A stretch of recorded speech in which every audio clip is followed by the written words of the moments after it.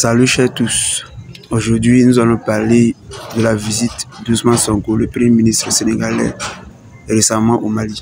Bon, comme on le sait, les pays de l'AES en général, ils ont tellement diletté là-bas, ce qu'il a dit là, ils vont venir mal interpréter les propos d'Ousmane Sonko. Ne soyez pas surpris d'entendre des propos du genre Ousmane Sonko veut rentrer dans l'AES et le Sénégal autant pour moi veut rentrer dans l'AES. On les connaît, c'est les illettrés. Ils ne comprennent pas le français. Monsieur le Premier ministre, l'opinion pense que de plus en plus vous changez de discours vis-à-vis des pays de l'AES. Est-ce que vous maintenez votre discours panafricaniste? Vous savez, il y a quelque chose que nous devons éviter. C'est de mettre les émotions au devant de tout. Les questions qu'on gère sont des questions extrêmement sérieuses. Il ne me sera jamais reproché, on ne sortira jamais une seule déclaration que j'avais faite avant qui diffère des déclarations que j'ai faites aujourd'hui. Notre position a été très claire depuis le début.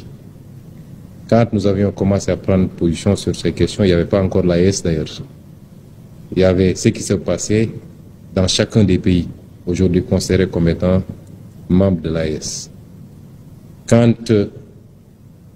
c'est arrivé au Mali, nous avons été en tant qu'opposants les premiers à dénoncer. Et on continue à le dénoncer fermement. L'embargo qui a été fait sur le Mali par des pays frères et malheureusement parmi lesquels notre propre pays. Je l'avais au nom de mon parti dénoncé.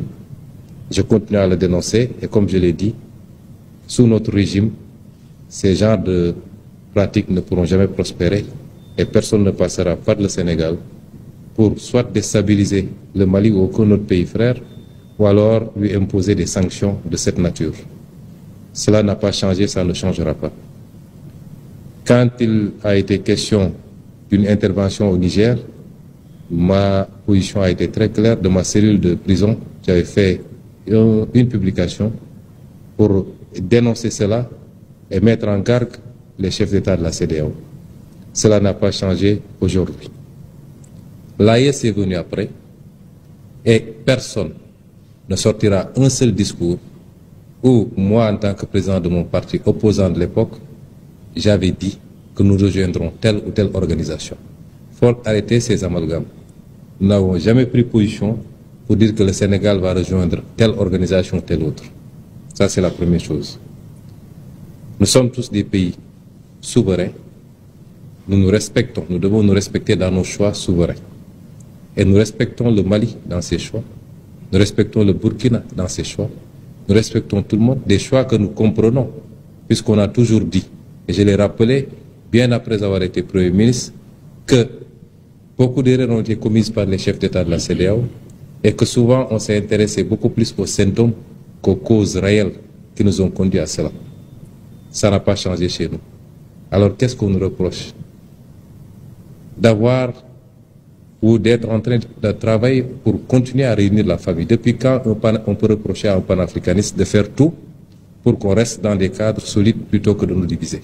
C'est cela qu'on nous reproche. Et donc ça veut dire qu'on a changé.